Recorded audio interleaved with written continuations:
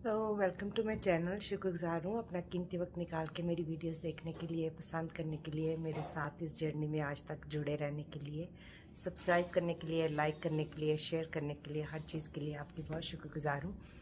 जैसे कि मैं हर महीने लिखती रहती हूँ कि अभी इतने महीने हो गए मेरे बेटे को गए हुए। ये चैनल मैंने बनाया ही मैंने ये चैनल बनाया ही दाऊद की याद में है कि वो हमें बहुत यंग बहुत जल्दी इस दुनिया से छोड़ के चले गए। तो आज उसको गए हुए 55 मंथ्स हो गए। बहुत मुश्किल लगता है। तो मैं कहीं पढ़ रही थी कुछ, तो वो मुझे बहुत अच्छा लगा, तो वैसे मेरे दिल को छू गया, तो मैंने सोचा मैं आप लोगों के साथ भी इसको शेयर करूँगी।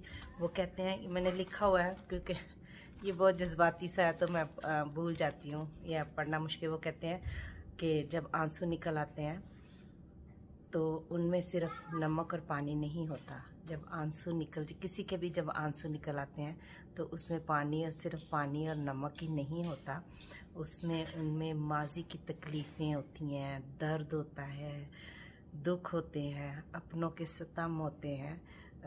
मैं अपनों के सितम का तो वो नहीं कह रही, जाने वालों की बेतबारी, कभी ना लौट आने वालों का गम, ये सबसे ज़्यादा आंसू जो हैं वो, मेरा ख्याल है सबसे ज़्यादा आंसू जो हैं वो इसी बात पे निकलते हैं। स्पेशली जब माँ बाप दुनिया में रह जाएं और बच्चे दुनिया से चले जाएं, इससे बड़ा गम कोई हो नहीं सकता। तो ये जो आंसू हैं वो कभी उनकी याद में भी निकलते हैं। वादों की पामाली और ना जाने क्या क्या एहसासात और जज्बात छुपे होते हैं। तो जब किसी के आंसू निकलते हैं तो उनमें एक चीज़ नहीं होती, उसमें बहुत सारी चीज़ें शामिल होती हैं, सिर्फ पानी और नमक नहीं होता। ये बात मुझे बहुत अच्छी लगी कि जब आंसू निकलते हैं तो उसमें पानी और नमक नहीं होता, उसमें बहुत सारी और चीज़ें शामिल होती हैं। तो सबसे बढ़ के तो मेरे नज़दीक तो मैं हमेशा ये कहती हूँ, अगर आप मेरी वीडियोस देखते हैं तो मैं हमेशा ये बात कहती हूँ, मेरी ज़िंदगी कभी भी इतनी आसान नहीं रही थी, लेकिन सब कुछ सहज थी हंसते खेलते, कि कभी कभी लोग हैरान भी होते थे कि मैं स्ट्रांग हूँ, इतना कुछ मैं सह जाती हूँ और हंसती मुस्कुराती रहती हूँ। और सबसे बड़ी बात मैं आपको ये बताऊँ कि मैं कभी किसी के आगे नहीं रोई थी, कभी भी नहीं रोती थी, और अकेले में तन्हाई में रोती थी अपने खुदा के आगे। सबसे बढ़ के तो यही, अपने खुदा के आगे रोना चाहिए, वहाँ रोती थी।